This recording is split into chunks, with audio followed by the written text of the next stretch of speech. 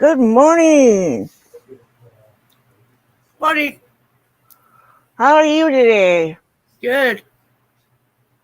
That's good. Um, you can still hear me, right? Yep. Okay, good. I was just posting your link in the chat. Okay, thank you. Or not in the chat, in my about page. All right, I appreciate it. Let's see who comes in today. Today's Saturday, May 27th. Copper will be 11 in a couple of days. I gotta get some uh little itty bitty white cupcakes. Vanilla because he can't have chocolate. Other than white chocolate, because white chocolate is good. It doesn't hurt the dogs. So, and of course, he's right here behind me, licking himself on my bed, making a big old wet spot. Hey, stop. Silly dog. Don't forget Anyway, today we're also reading the traditions. yeah. So Saturdays here at 11, we do read the steps and the traditions, and then we read out of the big book. So if you have one of the little books, it is the steps and traditions book. In the content in the front, you can find the steps and the traditions. So just if you have one, please follow along. If not, that's great. We still read it anyways. Um, hey Roy and Becky. Hey KT. So the rules are if you are not comfortable with people knowing that you may be a recovering alcoholic, or you are just here to listen and maybe learn some things to help someone that is, um, please don't leave any chat in there because the chat does upload, and I don't want people to feel like I'm outing you about it. So that's just me. Also, there's no bullying, no judgment. Be kind to one another, and if you're going to be rude, you can see yourself out the same way you came in. But so today is AA Day. I do another meeting on Tuesday mornings at 11 a.m. Pacific Standard Time. I also do content of adventures, and I go live on that part on Wednesdays at 7:15 a.m. Pacific Standard Time. And of course, today is at 11 Pacific Standard Time. So, anyways, I'm going to say the Serenity Prayer and then read the steps and the traditions, and we'll get right into the rest of chapter 4. I'll read the traditions. Okay. So, in my description of the video of the live stream, I do put the chapter and the page number. So if you have the AA Big Book, you can follow along that way. If not, it's all right. And if you would like a steps book, we will buy one and ship it to you at no cost to you, just for being here. And if you need one, we can certainly buy you one. Lillian's going to put my email in the, or I will, one of us will put my email in the description. So that way, if you would like a book, the steps book, we can send you one. Um, Someone here wanted one and emailed me, but I never received that email.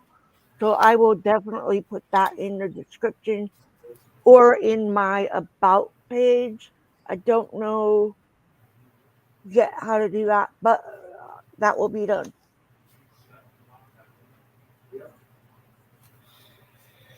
Stupid thing went out anyway. Yep. Okay. So let's get into the serenity prayer and then into the meeting. God, grant me the serenity to accept the things I cannot change, the courage to change the things I can, and the wisdom to know the difference. Um, I appreciate you all. And if you're a newcomer, welcome. If you have been here before, thank you for coming again. If you don't want to be in the chat, just hit the like button so that way I know that you watched, or subscribe so you can come to the next one.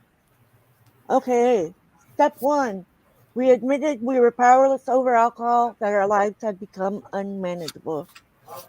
Two, came to believe that a power greater than ourselves could restore us to sanity.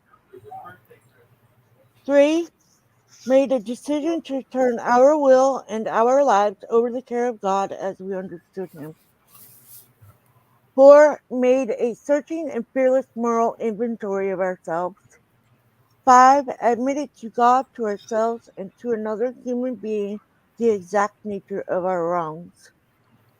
Six, we're entirely ready to have God remove all these defective characters. Seven, humbly asked Him to remove our shortcomings. Eight, made a list of all persons we had harmed and become willing to make amends to them all. Nine, made direct amends to such people wherever possible, except when to do so would injure them or others. 10, continued to take personal inventory of ourselves, and when wrong, promptly admit it. 11, sought through prayer and meditation to improve our conscious contact with God as we understood Him, praying only for knowledge of His will for us and the power to carry that out. 12, having had a spiritual awakening as a result of these steps, we try to carry this message to alcoholics and to practice these principles in all our affairs.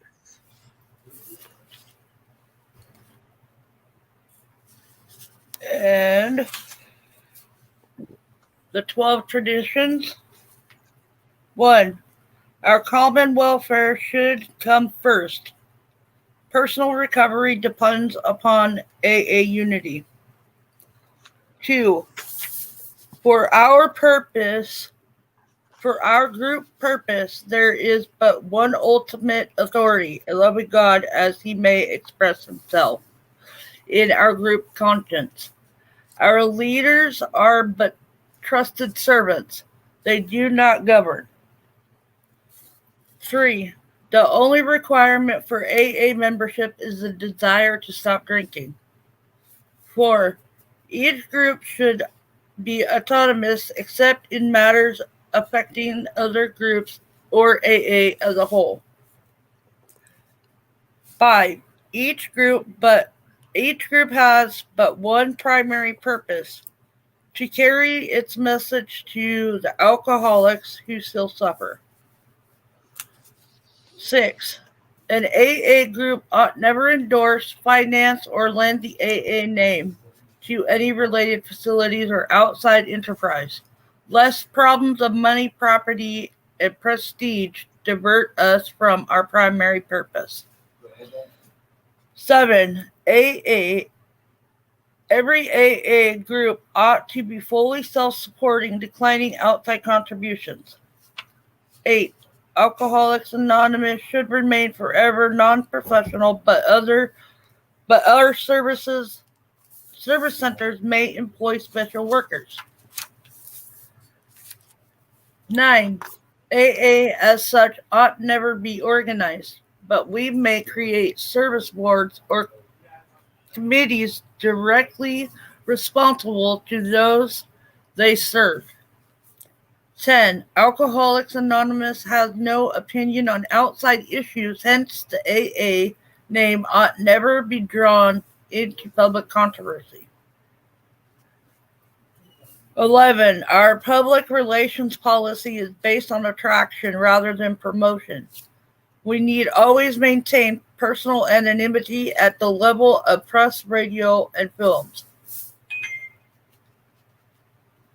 12. Anonymity is the spiritual foundation of all our traditions, ever reminding us Reminding us to to place place principles before personalities. personalities. Thank you. I do need to ask for prayers for my goddaughter and her brother and her sister, or her two brothers, sorry, and or three brothers and her mom. He had addiction. Their son, her ex stepson, just passed away, and he was only 21. And we believe it was from a overdose. So please keep them in your prayers and pray that they find the strength to get through it. So we're going to start on We Who on page 49. We who have traveled this dubious path beg you to lay aside prejudice, even against organized religion. We have learned that whatever the human fertilities of various faiths may be, those faiths have given purpose and direction to millions. People of faith have a logical idea of what life is all about. Actually, we used to have no reasonable conception whatever. We used to assume ourselves by cynically dissecting spiritual beliefs and practices when we might be observed that many spirituality or spiritually minded persons of all races, colors, and creed were domestic or demonstrating a degree of stability, happiness, and usefulness which we should have sought ourselves. Instead, we looked at the human defect of these people and sometimes used their shortcomings as a bias of wholesale condemnation. We talked of intolerance while we were tolerant ourselves or intolerant ourselves. We missed the reality and the beauty of the forest because we were diverted by the ugliness of some of its trees. We never gave the spiritual side of life a fair hearing. In our personal stories, you will find a wide variation in the way each teller approaches and conceives of the power which is greater than himself or herself. Whether we agree with a particular approach or conception seems to make little difference. Experience has taught us that these are matters about which, for our purpose, we need not be worried. They are questions for each individual to settle for himself. On one position, however, these men and women are strikingly agreed. Every one of them has gained access to and believe in a power greater than himself or herself. This power has in each case accomplished the miraculous, the humanly impossible, as a celebrated American statesman put in. Let's look at the record. What page are you on? I'm on page 50. Down on here are thousands. Oh, okay. Here are thousands of men and women Worldly indeed. They flatly declare that since they have come to believe in a power greater than themselves, to take a certain attitude toward the power, and to do certain simple things, there has been a revolutionary change in their way of living and thinking. In the face of collapse and despair, in the face of the total failure of their human resources, they found that a new power, peace, happiness, and sense of direction flowed into them. This happened soon after they wholeheartedly met a few simple requirements. Once once confused and baffled by the seeming futility of existence, they show the underlying reasons why they were making heavy going on life. Leaving aside to drink, question, they tell why living was so unsatisfactory. They show how the change came over them. When many hundreds of people are able to say that the consciousness of the presence of God is today the most important fact of their lives, they present a powerful reason why one should have faith. The world of ours has made more material progress in the last century than in all the millenniums which went before. Almost everyone knows the reason. Students of ancient history tell us that the intellect of man in those days was equal to the best of today. Yet in ancient times, material program was painfully slow. The spirit of modern scientific inquiries research, the invention was almost unknown. In the realm of the material, men's minds were bettered by superstition, tradition, and all sorts of fixed ideas. Some of the contemporaries of Columbus thought a round earth preposterous. Others came near get putting Galileo to death for his astronomist heresy. We asked ourselves this: are we not some of us just as biased and unreasonable about the realm of the spirit as were the ancient about the realm of material? Even in the present century, American newspapers were afraid to print the account of the Wright brothers' first successfully flight at Kitty Hawk. Had not all efforts at flight failed before? Did not Professor Langley's flying machine go to the bottom of the Potomac River? Was it not true that the best mathematical mind had proved man could never fly? Had not people said God had reserved this privilege to birds? Only 30 years later, the conquest of the air was almost an old story, and airplane travel was in full swing.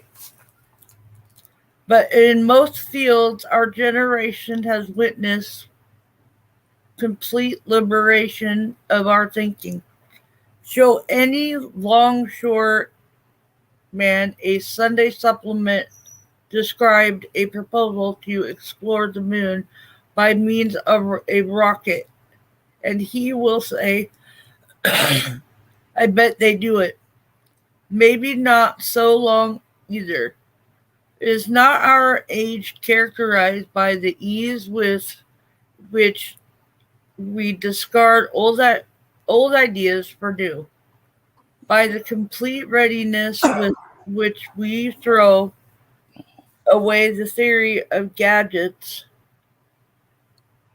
which does not work for something new which does? You can read. Okay. We had to ask ourselves why we shouldn't apply to our human problems the same readiness to change our point of view. We were having trouble with personal relationships. We couldn't control our emotional natures. We were a prey to misery and depression. We couldn't make a living. We had a feeling of uselessness. We were full of fear. We were unhappy. We couldn't seem to be a real help to other people. Was not a basic solution of these bedevilments more important than whether we should see news, re- news reels of lunar flight? Of course it was. When we saw others solve their problems by a simple reliance upon the spirit of the universe, we had to stop doubting the power of God. Our ideas did not work, but the God idea did. The Wright brothers' almost childish faith that they could build a machine which would fly was the mainspring of their accomplishment. Without that, nothing could have happened. We agnostics and atheists were sticking to the idea that self sufficiency would solve our problem, when others showed us that God's sufficiency worked with them. We began to feel like those who had insisted the Wright brothers would never fly. Logic is great stuff. We like it. We still like it. It is not by chance we were given the power to reason, to examine the evidence of our sense, and to draw conclusions that is one of man's magnificent attributes. We agnostically inclined would not feel satisfied with a proposal which does not lend itself to reasonable approach and interpretation. Hence, we are at pains to tell why we think our present faith is reasonable, why we think it more sane and logical to believe than not to believe, why we say our former thinking was soft and wishy when we threw up all hands in doubt and said, we don't know. When we became alcoholics, crushed by a self imposed crisis we could not postpone or evade, we had to fearlessly face the position that either God is everything or else he is nothing. God either is or he isn't. What was, what was our choice to be? Arrived at this point, we were squarely confronted with the question of faith. We couldn't duck the issue. Some of us had already walked far over the bridge of reason toward the desired shore of faith. We quit.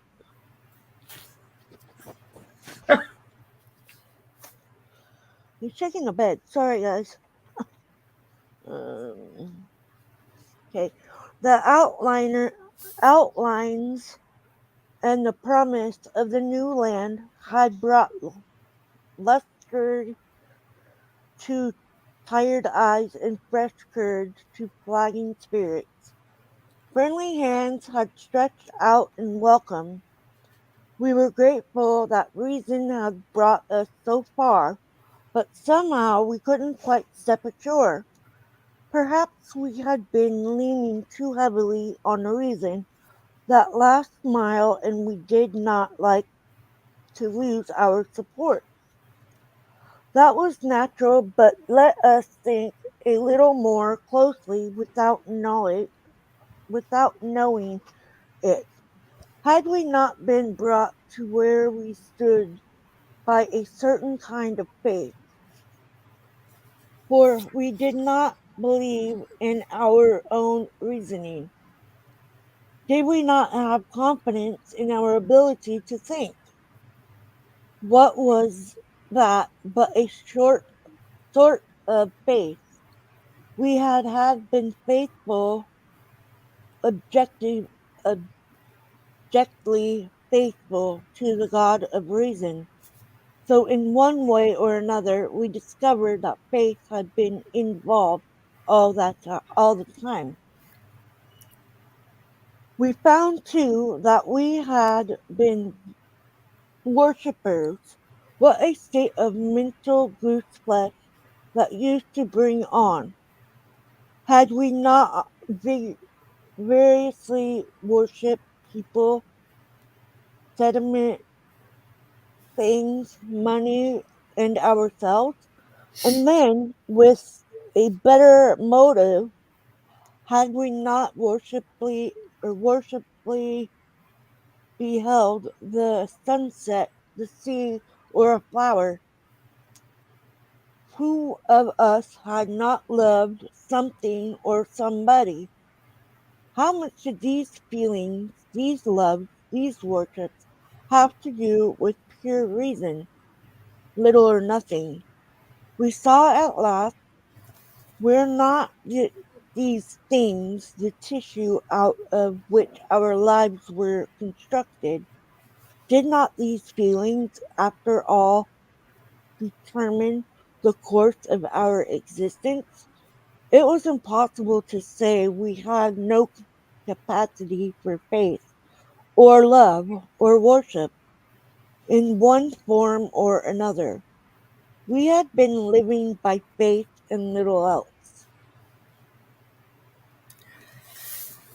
Imagine life without faith, where nothing left but pure reason. It wouldn't be life, but we believed in life, of course we did. We could not prove life in the sense that you can prove a straight line is the shortest distance between 2 points yet. There is there it was.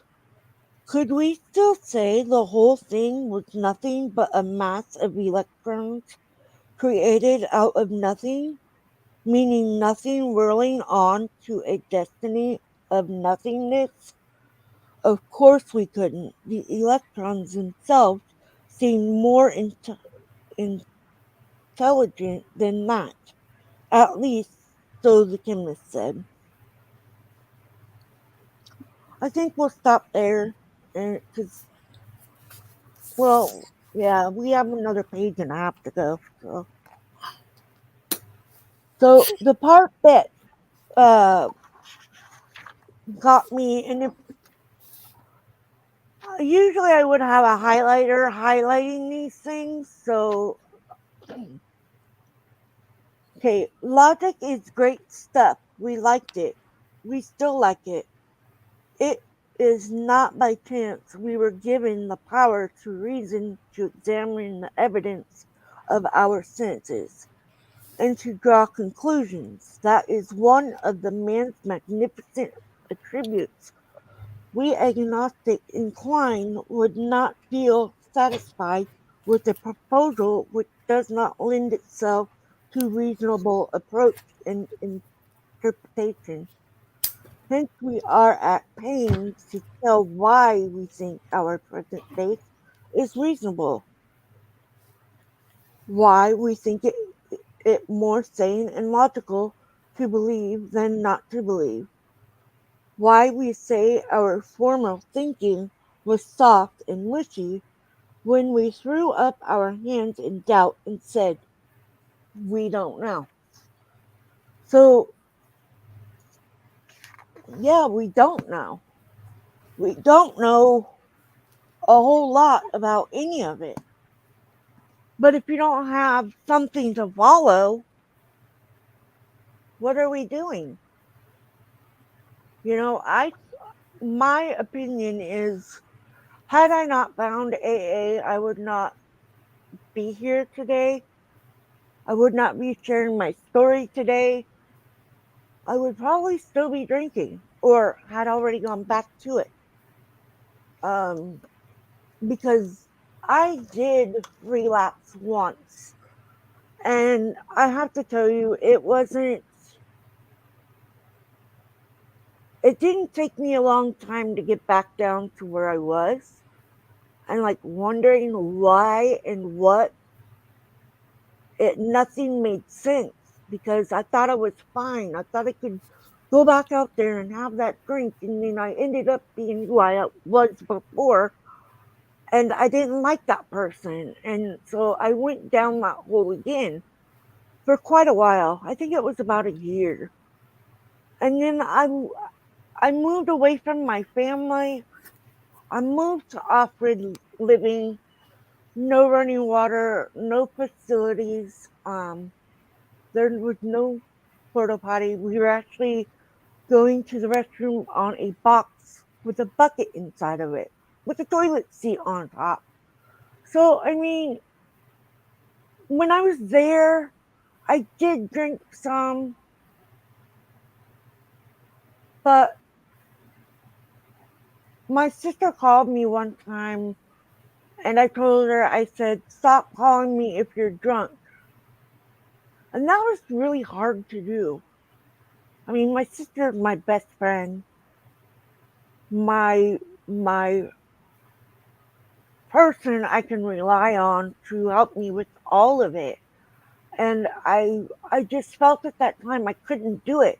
I couldn't have her with me because or calling me while she was drinking because that made me feel like okay, well now I'm going to go drink because she made me feel like shit.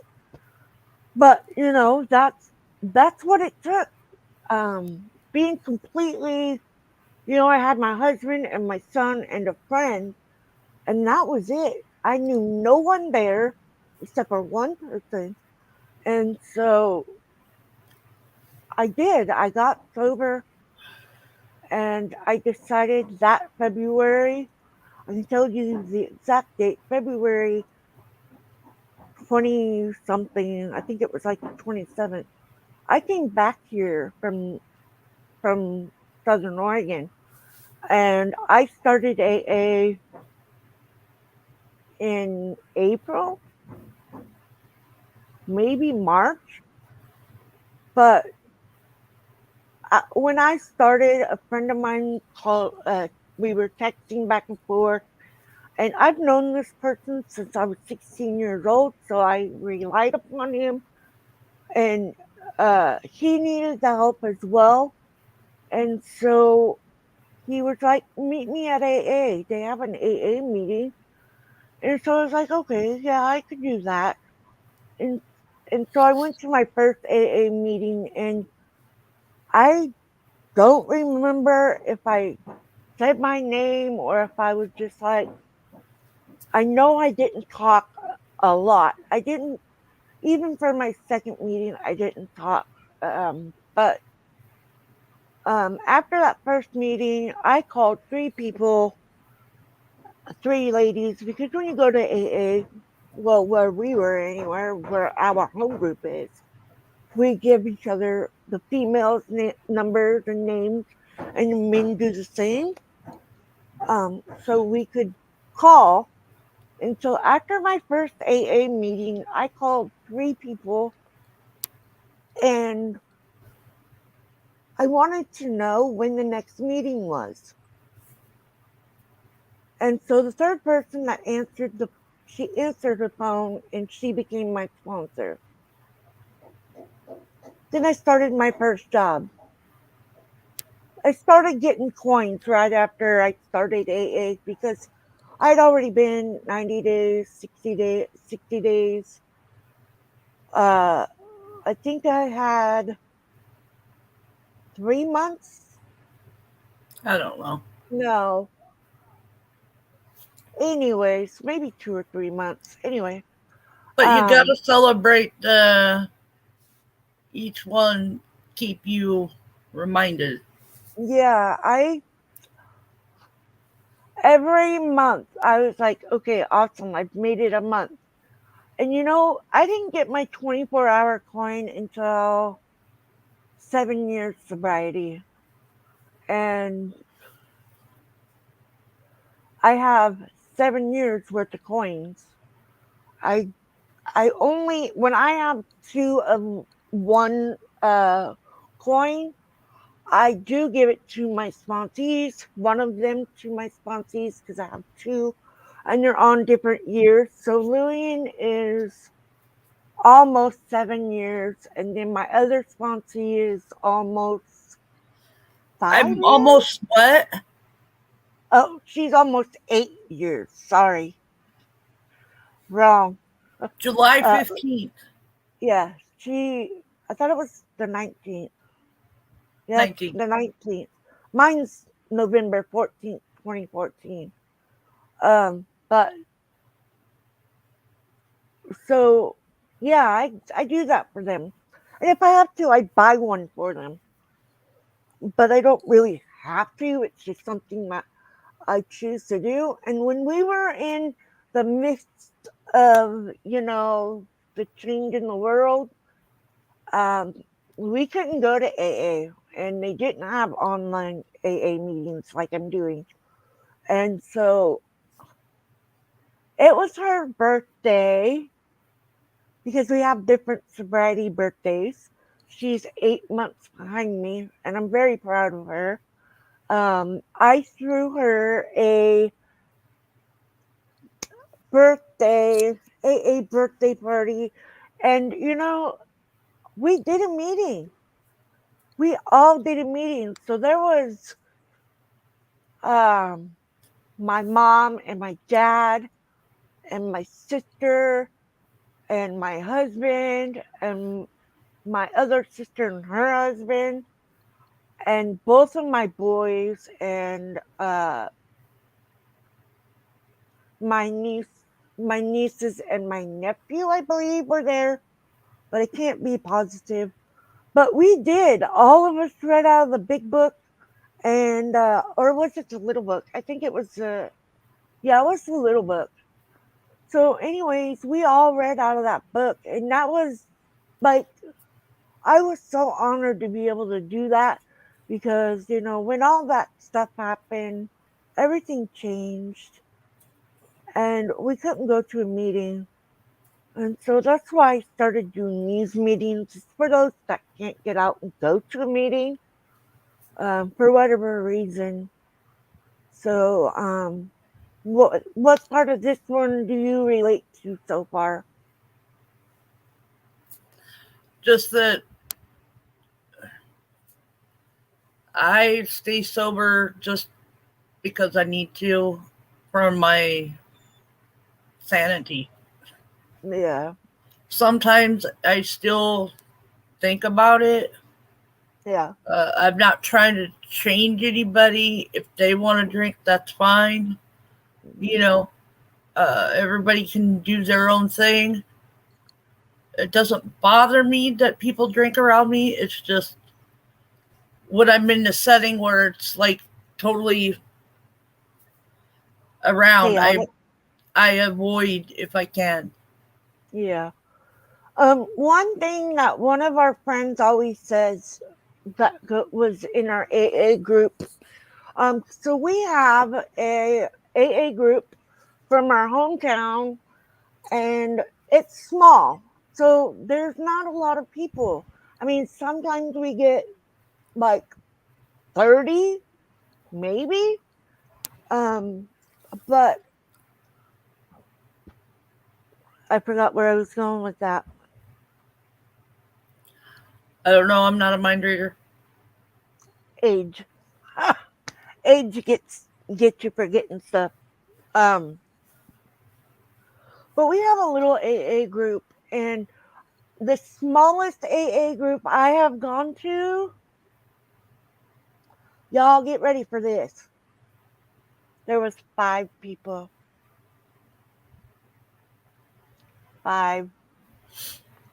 But it was cool because the first meeting I went to there, we were in Southern Oregon, and we were in Sprague River, and I went, and the first time I went, there was a potluck. I think it was that time. But anyway, so it was tiny. Um, but when I first started AA, I didn't share my story. The first time I ever did any speaker meeting, I did 15 minutes, or maybe I was 10 minutes. Anyway, so I did a speaker meeting at another meeting close by to my home group, and a lot of my home group was there, which was awesome. But there was people that were there from that group as well. So my sponsor signed me up to do it, and I was like irritated. And then I was like, really, I need to start saying my story, because if I don't, it's never going to really be different. I'd still be doing the same things. I would feel like crud just sitting by myself. I still have those times, so, but they're not as long, and I'm okay with life the way it is. Um, and I try to roll with it as it goes and find humility in every day. When something goes wrong, just laugh it off, which is number 64. But I mean, that's the way you gotta live. Being sober is completely worth it. I mean, I've had so many great days that override my bad days. Other than the past couple of panic attacks I've had. I mean, I've had like 3 of them, and they were pretty freaky for everybody, including myself. I had to go to the hospital and have them give me something to slow my heart rate. And then the last one I had, they had to give me something to snap me out of it because I wasn't coming back. And so I am trying to learn how to just go with it and not get into that bad mental state. So I am on meds for depression and anxiety And and that's my okay. and my panic attacks. So I mean, admitting that I have depression and anxiety, I did that years and years ago. Like when I first went sober for that year, I knew, and I had told myself I'd been listening to something on the TV, and it dawned on me like, wait a minute, I need to go talk to a doctor. And so I did that. And I've been on the meds for ever since. It's helped me become me. I'm not um, sitting alone. I haven't been having those crazy thoughts of, Other than binge watching shows. oh yeah, I binge watch a lot of shows. I get hooked. Um, but yeah, I just want people to know that AA is great. You don't have to talk. You don't have to tell them who you are. You're welcome no matter what, and there's no judgment there. We don't talk about outside issues, but we do share things on the open meetings, book readings. We share, what it made us feel when we were reading that chapter. So that's kind of what I'm doing here, other than I'm just reading the book and sharing my story. And with Lillian being here, she's sharing her story. And if we don't do that, People won't know that there's help out there. There's help everywhere. And this meeting helps me stay sober. So Yeah. Same for me. I mean, this is my passion. This has been my passion since I started AA. And, well, okay, give it a year and a half. Once I hit 18 months, I was like, yes.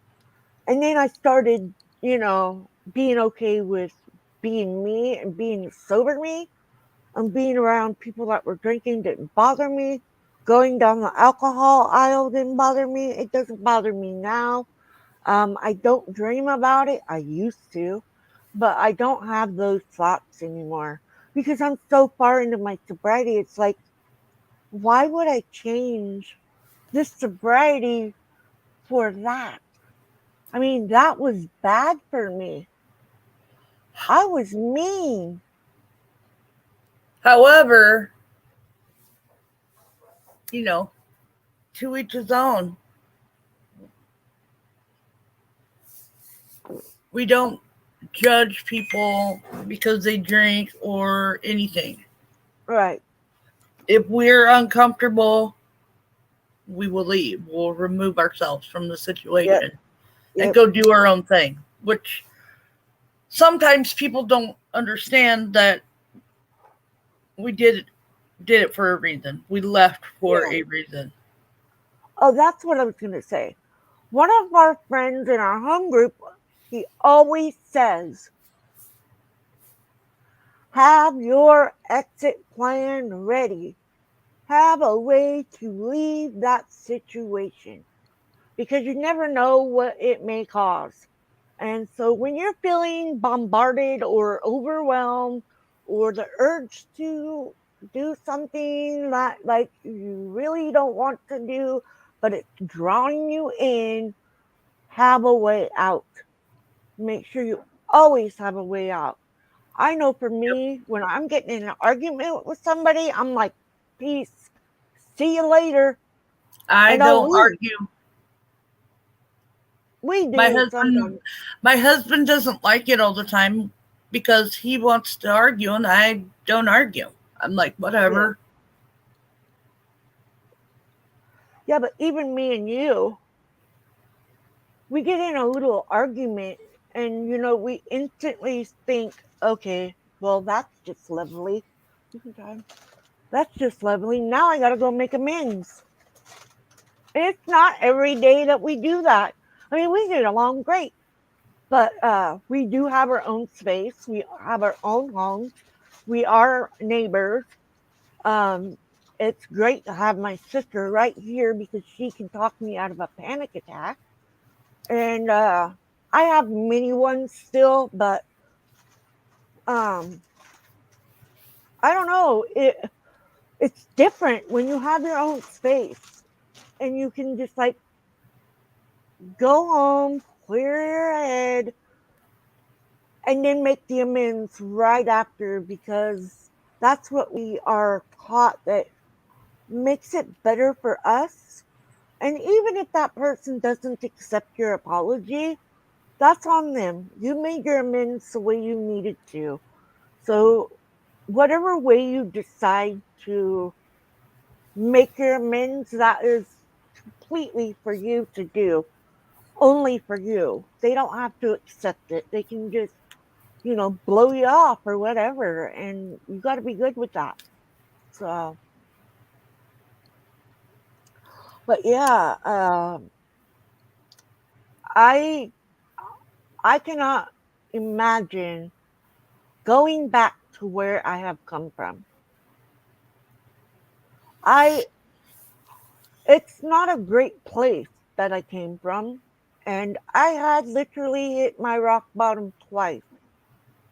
So the first time was really bad. My husband left with my son, and I was devastated.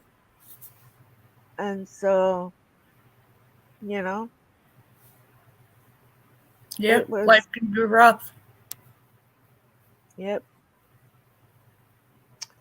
But every day sober is a great day. Every day you wake up sober is a blessing. Having all of you here is a blessing. Being able to share this gift with you guys that I got for free, to give it to you guys for free, is a blessing. Having this wonderful community that I have become part of is a blessing. You all are amazing. I don't know if I tell you enough. I love every single one of you who come and support my channel and whatever part of my channel it is. And I seriously appreciate it. And I think that's going to be a wrap. How about you? Sounds pretty good to me. All right. So, And for right now, I'm just doing this panel and I got to focus on my sobriety. yep, sobriety is number one. For us, it's a number one because if you can't fix yourself, you can't fix anybody else. And You can't you help you can't anybody else. even attempt to like do much if you are not great with you. I mean, you have to love yourself first, and sometimes that's hard to do, but that is what we need to do, and it helps us stay sober. And I need to tell you that you, my other sponsee, and both of my sponsors helped me out so much with staying sober. You guys give me purpose and reason to fight every day for my sobriety. And I love you all for that. And I'm not saying names because that's not my place. But and I love everyone here in my chat. I appreciate you. And if you're watching the replay, thank you for watching. Hit the like button and subscribe for the next AA meeting and the next adventure.